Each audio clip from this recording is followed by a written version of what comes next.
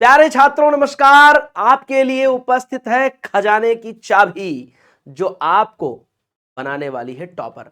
हम लेकर के आ गए हैं 2026 में पूछे जाने वाले 30 अति महत्वपूर्ण लघु उत्तरीय प्रश्नों की श्रृंखला। ये 30 प्रश्न आपके लिए टॉपर्स बनने के लिए मील का पत्थर साबित होंगे। अभी कॉपी उठाओ और लिख डालो इन सभी प्रश्नों को और प्रश्नों के उत्तर को भी फटाफट याद कर डालो। देखते हैं वो क्वेश्चन कौन से रहने वाले हैं जिसको विशाल सर लेकर के उपस्थित हुए हैं।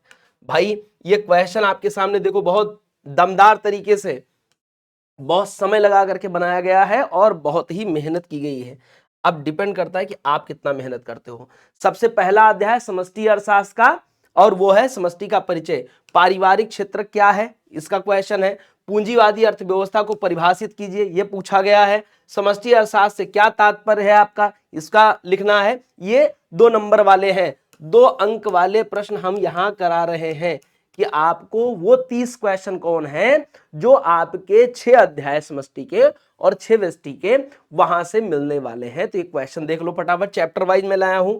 आर्थिक महामंदी पर टिप्पणी लिखो, विश्व आर्थिक महामंदी। ये ऐसे क्वेश्चन मैंने बनाए हैं निकाल करके जो विगत 10 से 15 वर्षों में सबसे ज्यादा बार पूछे भी गए हैं और पूछे जाने की संभावना भी है। 2026 के पेपर में अध्याय 2 आ गया, उपभोक्ता कहीं ना कहीं ये राष्ट्रीय आय का लेखांकन है। स्टॉक क्या है, स्टॉक और प्रवाह की बात की गई है बेटा। यहां पर स्टॉक की बात की गई और प्रवाह की बात की गई है। अब देखो स्टॉक और प्रवाह को दोनों के उदाहरण देना है, दो दो उदाहरण लिखना है। जीडीपी क्या है, ग्रॉस डोमेस्टिक प्रोडक्ट। मूल्यह्रास क्या है, डेप्रिसिएशन क्या होता है। अंतिम वस्तुओं के उदाहरण बताओ, ये पूछ लिया जाता है अध्याय 2 समष्टि अर्थशास्त्र से। फिर पूछा है अध्याय 3 मुद्रा की परिभाषा लिखो कि मार्शल ने क्या कहा है, बाकी विद्वानों ने क्या कहा है, पीगू क्या कह रहे हैं, इनको भी आप लिख सकते हो।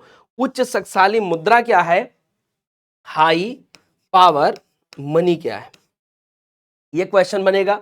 वस्तु विनिमय प्रणाली की 2 कमियां बताओ, यहां से भी क्वेश्चन बनने वाले हैं अध्याय 3 मुद्रा और बैंकिंग से। ठीक है जी। फिर आगे है अध्याय 4 मुद्रास्फीति क्या है, इन्फ्लेशन क्या है, ये पूछा जाता है। सीमांत उपभोग प्रवृत्ति का सूत्र बताओ, यहां से न्यूमेरिकल भी आते हैं। मुद्रा की मांग क्यों की जाती है, उसके कारक भी बता देना है आपको। तो ये क्वेश्चन अभी लिख लो अपनी कॉपी पर, कॉपी पे फटाफट लिख लो और ये भी कमेंट बॉक्स में बता दो आपको कितने क्वेश्चन आ रहे हैं। ठीक है जी।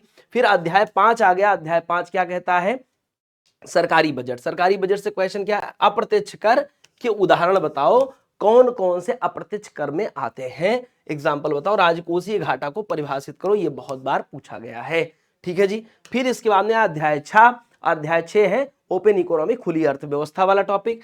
17 नंबर क्वेश्चन, विनिमय दर के प्रकार बताओ, चाहे वो स्थिर विनिमय दर हो, चाहे वो नम्य विनिमय दर हो, चाहे वो रिजिड हो या फ्लेक्सिबल हो, इन दोनों को बता देना है। फिर है भुगतान संतुलन क्या है, बैलेंस ऑफ पेमेंट क्या है, इस पर भी क्वेश्चन लिखना है, क्वेश्चन बनता है।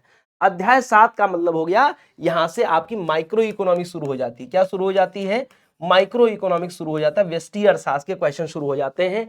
ये पहला ही है जहां पे व्यष्टि का परिचय है टॉपिक।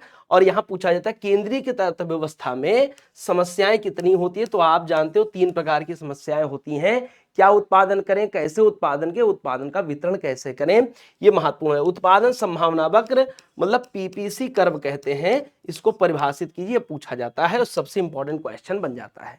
फिर है अध्याय 8। अध्याय 8 का मतलब क्या हुआ भैया, उपभोक्ता व्यवहार का सिद्धांत। सीमांत प्रतिस्थापन दर से क्या तात्पर्य, ही पिछली बार पूछा गया क्वेश्चन है, उसमें पूछा गया था आर क्या है यहाँ पर। ठीक है, मार्जिनल रेट ऑफ सब्स्टिट्यूशन इसको कहते हैं। ठीक है, उपयोगिता को परिभाषित करो या उपयोगिता के प्रकार बताओ, ये पूछ लिया जाता है। बजट रेखा क्या है, बजट लाइन क्या होती है, बजट बंडल क्या होता है, यहां से क्वेश्चन आता है, यहां से ग्राफ भी तैयार रखना, वो लॉन्ग क्वेश्चन हम जब बताएंगे तो वहां से करना होगा। ये आपका अध्याय 8 निपट जाता है। अध्याय 9 में क्या है प्यारे छात्रों, अध्याय 9 में क्या है छात्रों, लागत के प्रकार और सूत्र बताओ। आपको कॉस्ट बताना है और कॉस्ट के टाइप बताने हैं, साथ ही साथ फार्मूले के साथ आपको तैयार रखना है आपके ये 2 नंबर वाले क्वेश्चन। फिर है परिवर्तनशील अनुपात का नियम क्या है, परिभाषित कीजिए। ठीक है भाई, परिवर्तनशील अनुपात का नियम हमने बताया है और अच्छे से आपको लिखना, ये बहुत बार पूछे गया क्वेश्चन हम आपके लिए लेकर के आए 2 अंकों वाले, मतलब लघु उत्तरीय क्वेश्चन इकोनॉमिक्स में। फिर आपका आता है अध्याय 10, ये क्या है, उत्पादन एवं लागत का क्वेश्चन है। क्या है, पूर्ण प्रतिस्पर्धा बाजार। ठीक है, और बाजार के लक्षण बताओ, यहां से क्वेश्चन बनता है। संप्राप्ति क्या है, यहां से क्वेश्चन बनता है कि भाई ये संप्राप्ति क्या हो जाती है। ये आपका जो 10 नंबर चैप्टर है बेटा, ये 10 नंबर चैप्टर पूर्ण प्रतिस्पर्धा की स्थिति में फर्म का सिद्धांत। ठीक है, इसलिए ये संप्राप्ति, इसको रेवेन्यू कहते हैं, आर से इंडिकेट करते हैं, और यहाँ पे पूर्ण प्रतिस्पर्धा, परफेक्ट कंपटीशन पूछा जाता है। फिर अध्याय 11 आ जाता है, यहाँ बाजार के प्रकार आ जाते हैं, और फिर जो एकल प्रतिस्पर्धा होती है, अपूर्ण प्रतिस्पर्धा में फर्म। ठीक है, तो यहां से दोनों टॉपिक है। अध्याय 11 से जो क्वेश्चन है, मूल्य निर्धारण कैसे किया जाता है, ये पूछा जाएगा। अध्याय 12 में फिर बाजार आ जाएंगे, और वो आ जाएगा अपूर्ण प्रतिस्पर्धा, मतलब जहां प्रतिस्पर्धा नहीं होती, एकाधिकार प्रतियोगिता बाजार, इसे बताओ क्या होता है, या अल्पाधिकार बाजार के लक्षण बताओ। तो ये 30 क्वेश्चन आपके चैप्टर वाइज मैंने कंप्लीट करा दिए। फटाफट जाओ, लिख डालो अपनी कॉपी पर इन क्वेश्चनों को भी, प्लस इन क्वेश्चनों की प्रैक्टिस कर लो, ये दिमाग में छप जाने चाहिए, ताकि आपके पेपर में अगर ये क्वेश्चन छपे तो आप कभी भी ये ना कह पाओ कि हमने इसकी प्रैक्टिस नहीं की। इसलिए इतना समय रहते हुए हम आप तक ये क्वेश्चन पहुंचा रहे हैं। क्लास कैसी लगी, क्वेश्चन कैसा लगा, कमेंट बॉक्स में बता दो कि आपको लॉन्ग आंसर के क्वेश्चन चाहिए या नहीं चाहिए, फटाफट लिख के बता दो प्यारे बच्चों। Thank you, best of luck.